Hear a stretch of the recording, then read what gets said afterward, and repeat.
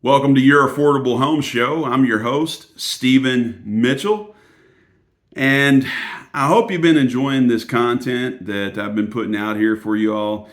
I'll go ahead and say it.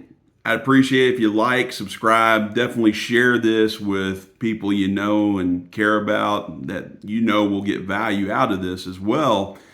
Maybe you're watching this and you are in manufactured home sales yourself. Maybe you work for a dealership. Maybe you work for a community.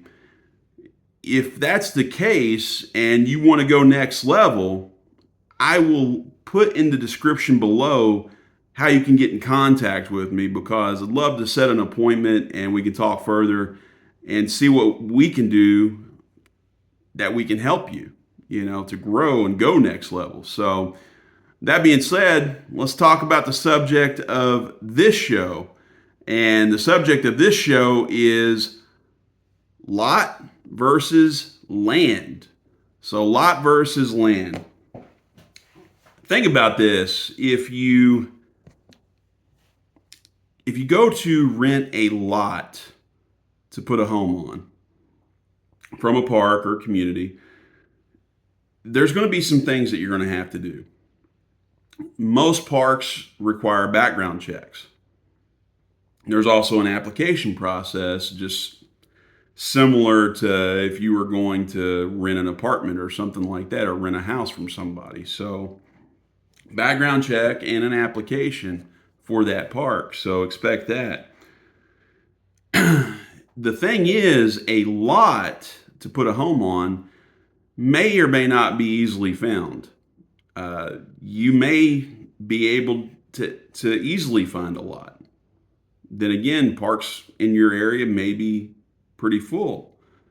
But if there is a lot to be found, then that lot is already zoned. It's already engineered for your home. It's ready to go. And there are single wide lots and there are double wide lots, but it is ready to go. So if you can find a lot, then the process and way of going about putting a home on a lot is really, really quick if you can find that lot.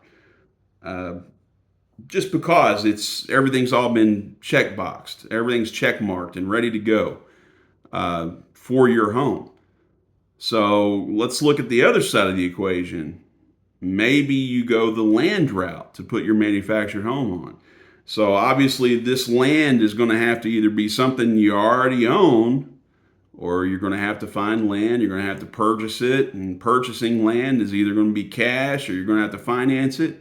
There are loan products out there that combine land with home, so that could be an option for you. But the thing about land is it will have to comply with the local regulations, the local zoning. Not all cities, not all counties, not all municipalities allow manufactured housing. I hate to say that, but it's the truth. So I figure I'd rather just be honest with you. They don't always allow manufactured housing. You might have to travel further away from where you ideally want to be to go in someplace a little more rural for land to pass regulation. So think about that. The land, when you do find land, that land's going to have to be engineered for your home. It's not like a lot where it's set it and it's ready to go. All the hookups are there. Land's going to have all that stuff. So land may have to be cleared for the home. Got to have a place that's clear and you're able to set a home on. So there could be clearing that needs to be done. Could be maybe the land isn't the most level and might have to be cut into or something to level it out. So that's another thing. city, do you have city water? Do you have county water? Do you have well water? You might have to drill a well. There's different options there. Where are you getting your water from? That's another important question. Sewer.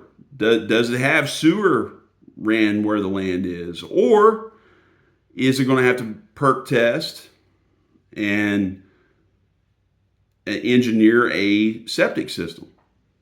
So that's another thing that you have to consider. Also, electric will have to be ran to this home.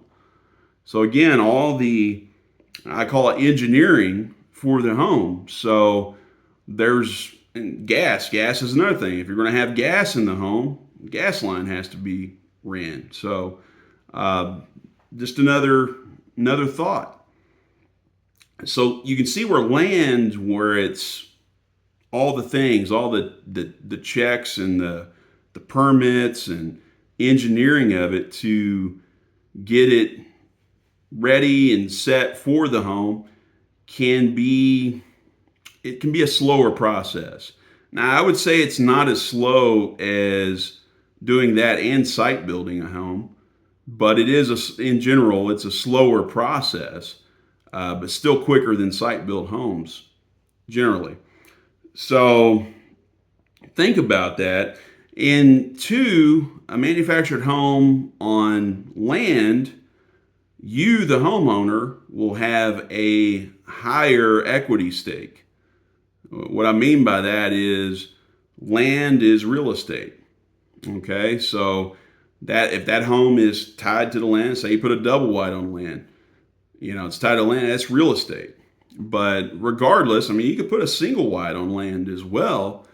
But if you own a home and you own the land, the dirt underneath that home, any way you dice it, there's more equity in that property.